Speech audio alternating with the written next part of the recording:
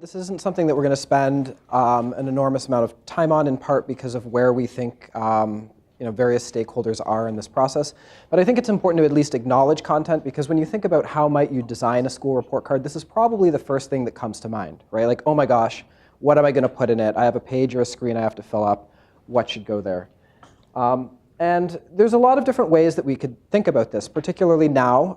One place you might start is, well, how do I comply with ESSA, right? What are the boxes I need to check off to make sure that I've reported what I need to report, right? And so just to briefly go through that, the Every Student Succeed Act requires that certain aspects of school performance are reported, right? So these include things like academic proficiency, broken out by various categories.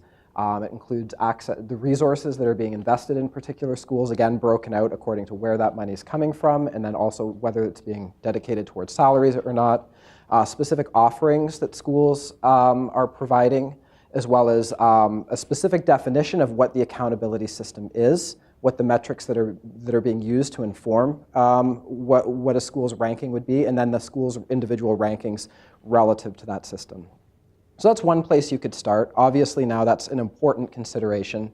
But since everybody is going to the trouble of designing school report cards, there's also an opportunity to think about, well, what could go in beyond this, right? What additional information might we want to include in a school report card that would add value for other stakeholders that are trying to use this tool? And there's a few different approaches that you could take with that too. So one is just sort of starting as an organization or an institution. You might go through an exercise of thinking about, well, what's our mission, right? What is it that we as a school district or as educators are trying to provide to students? And what is the kind of information we want to collect and share with each other that reflects or gives us information about whether we're doing what we think we're trying to do? At a very high level, this is an easy task. I don't think anybody in the room would disagree that schools are places that should be reasonably positive for the people that are there. While they're spending time in the building, they should learn something, and the stuff that they learn impacts them in some way that they carry once they leave the school and go out into the world. And so, in terms of positive environment, I mean things from, extending from very simple things like, are the schools clean and in good order, all the way up to how do students feel? Do they feel like there's adults maybe who have their back in that particular school and who support them and are interested in their day-to-day life? For learning, it could mean academic proficiency, but it could be something broader than that too. It could mean things like children's emotional development. Do they gain the ability to sort of self-regulate and express their feelings? It could be something more complex or more contentious, like moral or civic development. So do we want to teach children that diversity is important and that they should be nice to their peers who are struggling, or is that not important? And you can see that as you start trying to define all of these concepts, they become much more contentious, particularly when you have to start evaluating and prioritizing what the various trade-offs are. The other thing I wanted to note is, and I did this deliberately, is this is kind of like operationalizing content in different ways, right? So you can think about the environment, what are schools doing? Or you can think about the experience of people who are in the school while it's happening, or you can think about what happens next. And you can address pretty much any topic from each of those angles, and what you decide to emphasize is, again, a choice that you have to make. I think another way to think about this, aside from what should we be doing, is, well, what is it that parents want? This is particularly relevant if the school report cards are in fact targeted to parents. But even if they're not, and you accept that they're out there in the world and that parents are also out there in the world, you have to pay respect to the possibility that parents will take this information and try to use it to inform their choice. And so there's actually been a lot of research on why parents pick the particular schools that they do. And so we have some insight into the kinds of things that parents care about. This question's been addressed in a lot of different ways. Some of these will seem familiar when we come back to them later and talk about various research methods, but you can find out from parents what they want just by asking them, what do you care about in a school? Or you can actually look at their revealed preferences, so what it is they're actually doing, when they're, what kind of schools do they actually enroll their kids in? How do they rank different schools when they're sort of selecting schools within a unified application system? Where are they deciding to live? Based on the assumption that home purchases are in some senses driven by the schools that are nearby, and what are they searching for on the internet, right? What do they want to find out? And we know a couple things. One thing that we know that's maybe not so relevant for school report cards, but just an important consideration, maybe if you're building a tool that has an element of a school finder kind of flavor to it, is that parents really care about distance, right? Distance is a big driver of the practical experience of getting your kid to school in the morning, getting them home, how much time do they spend on a bus. And all else being equal, parents prefer schools that are in their community than somewhere else. And this is so important that actually you can use distance as a metric to think about the relative importance of other attributes. So, and Steve can talk about some of the specific studies that have been done that look at this question, but you can ask questions like, how much farther would you be willing to drive so your kid could play varsity sports? I just wanted to spend a little bit of time talking about, there's an extensive conversation about how to measure academic proficiency that's well beyond what we can talk about today, and I think that everybody in the room is probably pretty far along in the process of figuring out how to report that.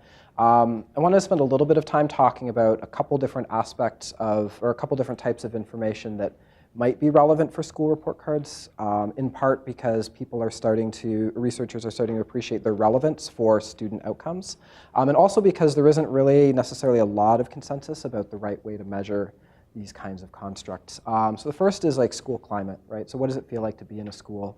And again, I want to emphasize that this is like more than just safety, right? This is like the feeling of, is the school like an orderly kind of place where there's a sense of procedural justice and things that happen for a reason. It includes relationships, right? So do kids feel like there's an adult in the school who has their back and who's looking out for them? And it also includes the physical environment too, right? Is the school clean? Is it well repaired? Are there trees in the playground, or is it cement, right? All of these things are potentially relevant for outcomes related to climate and student experience. There's also socio-emotional learning. This is kind of a bucket term. Historically, it's been referred to as non-cognitive skills, and it's basically anything that could potentially, you could learn or that could occur to you while you're in a school that has nothing to do with academic performance. So it's a big umbrella. There's a lot of different stuff that kind of fits into this category. But it can kind of be subdivided into like roughly 3 categories that are of particular relevance. So one is sort of interpersonal skills, right? The extent to which you can kind of get along with your peers. This is like leadership, teamwork, being nice, very globally defined. There's a growth mindset. This is something that's been shown to be very important for student outcomes in education. This is the idea that, are students sort of, do they have like an entative theory of their ability, like I am who I am and this is about as good as I can get regardless of what happens. And then self-control, which is also, as it turns out, a very strong predictor of not only educational attainment, but also success later in life, right? Can I show up and buckle down and do things I don't want to do, like homework? Can I persist in the face of failure? Stuff like that. And then there's school offerings. This is something that we've talked about before, but I'm bringing it up again because, as I think we'll realize, it's not exactly clear how you encapsulate the offerings of a school and report them in a way that's easily digestible. So just a couple notes. School climate is something that is almost always measured through surveys. If you're going to go this route, you would probably want to think a lot about who you're surveying. This could be, sometimes this is done through staff surveys. Sometimes researchers will survey parents or teachers or peers. There's a list maintained by Safe Supportive Learning, or maintained at safesupportivelearning.ed.gov. And if you're interested in the variety of self-report measures that are out there and the extent to which they've been validated, that's a good starting point. You'll also see that they vary tremendously in length, right? You may not want your parents to fill out 120 questions about what's going on in their school because no one will do it. And then there's also some non-survey based measures. One potentially low-lift source of information is just administrative data, so records of suspensions, fights, violent incidents. This is with the assumption, of course, that information is recorded in more or less the same way across schools, and you feel comfortable making that kind of comparison. The other thing you can do is school climate walk, which is sort of an external review, or a school effectiveness review, which is sort of like an external review by third parties outside of the school, just to kind of evaluate what's going on there. And one thing that Baltimore is doing, I think, that is kind of cool is this idea of a school climate walk, and it's basically just a checklist. The thought here is that you visit the school someone can visit the school with this checklist, and it includes a number of different items. Is the hallway clean? Does somebody approach me and greet me when I walk through the door?